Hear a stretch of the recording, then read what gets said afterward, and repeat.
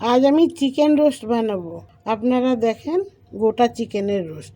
চিকেনটা আমি ধুয়ে পরিষ্কার করে নিয়েছি ভালো করে। এখন আমি এটাকে মশলা দেখাচ্ছি আপনাদেরকে।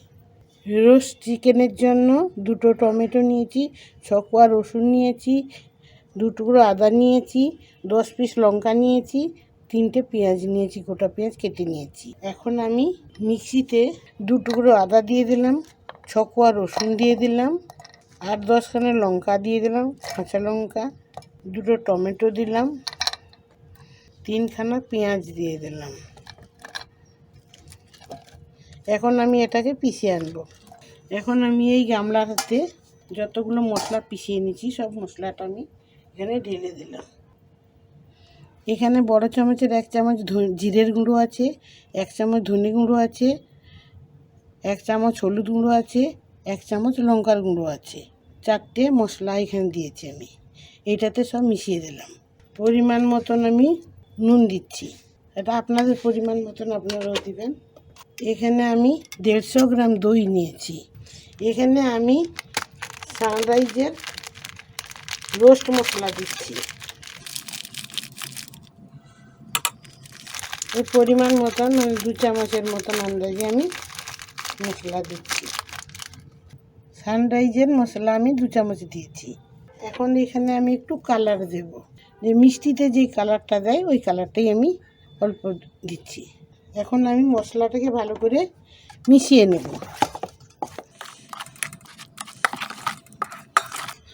আমার সব মশলা মেলানো হয়ে গেছে। এখন আমি চিকেনটা দেবো। একটু 50 গ্রাম মতন আমি তেল দিয়ে দিলাম, সর্ষের তেল। এখন আমি চিকেনটা এখানে দিয়ে দিচ্ছি। আমি ধুয়ে পরিষ্কার করে রেখেছিলাম। এটা এখন আমি হাতে করে ভালো করে মেখে দেবো।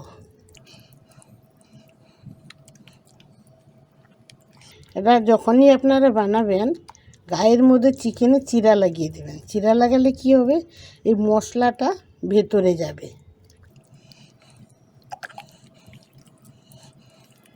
আমার ছেলের জন্মদিনে এটা আমি বানাচ্ছি, কিন্তু আপনারা দেখেন কত সুন্দর দেখতে লাগছে মাখামাখি।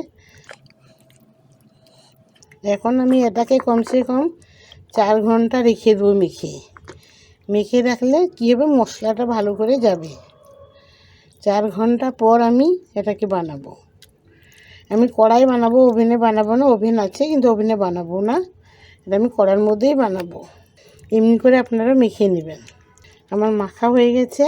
এখন আমি একটা বাটির মধ্যে রেখে ফয়েলে করে দেবো। এখন আমি এই বাটির এতে আমি মেখে রেখে দিচ্ছি। এসব মশলাগুলো এটা আমি এখন ফয়েল দিয়ে এটাকে ভালো করে মুড়িয়ে আমি এটাকে রেখে দিচ্ছি। এখন 4 ঘন্টা মশলাটা গায়ে লাগবে। 4 ঘন্টা পর আমি আপনাদেরকে বের করে দেখাবো। ফ্রিজের মধ্যে রাখবো। ফ্রিজ থেকে এখন আমি বের করে আনলাম 4 ঘন্টা পরে। আপনারা দেখেন সেই গোটা চিকেন।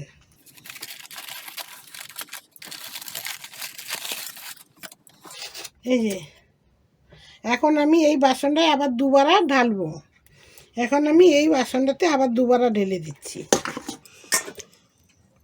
কাঁচা পেঁয়াজ একটু গোটাগুলো দেব, মানে কুচিয়ে রাখা পেঁয়াজ।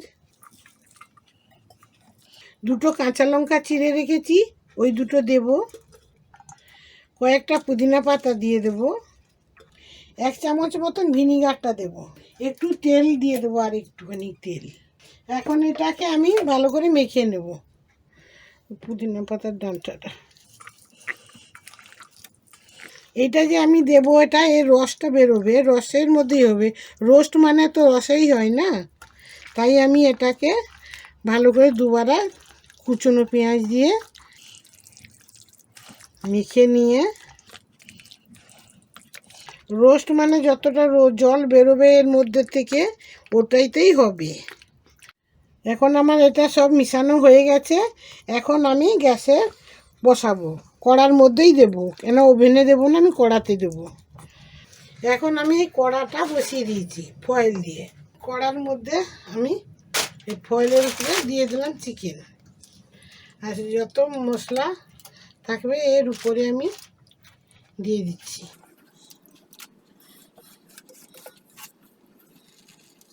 এটাতে একটু ধুয়ে জল দেব, এই জলটা আমি ধুয়ে দিয়ে দিলাম।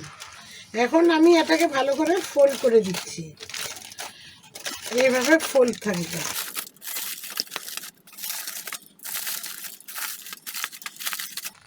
এটা আমি ঢেকে দিলাম, 1 ঘন্টা পরে আমি খুলে দেখব।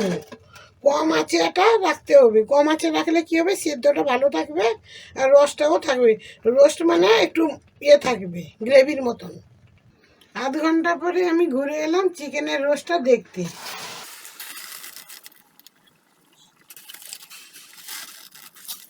এই দেখেছেন কত সুন্দর ফুটছে।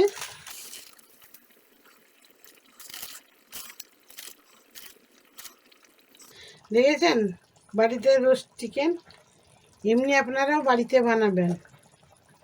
আমি দেখি কোশিশ করছি একটা উল্টে দেওয়ার জন্য।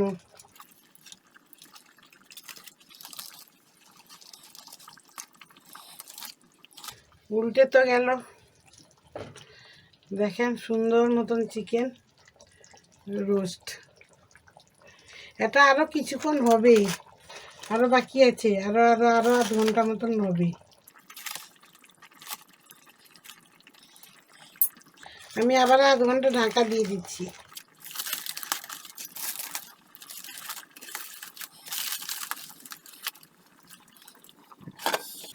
আধ ঘন্টা পরে চলে এলাম চিকেনটা দেখতে হয়েছে কিনা। চিকেনের রোস্ট হয়ে গেছে, সিদ্ধ भी ভালো মতন হয়ে গেছে। এই দেখেছেন খুলে যাচ্ছে আপনি আপ,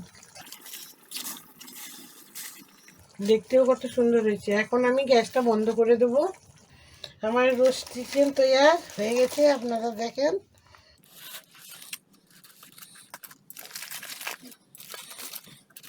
দেখেছেন রোস্ট চিকেনের রেডি। এখন উপর থেকে যে ইয়েটা আছে গ্রেভিটা, এটাকেও আমি দিয়ে দিলাম। এখন আমার রেডি হয়ে গেছে চিকেন। এখন আমি দেখো আপনাদের সাজাচ্ছি কেমন।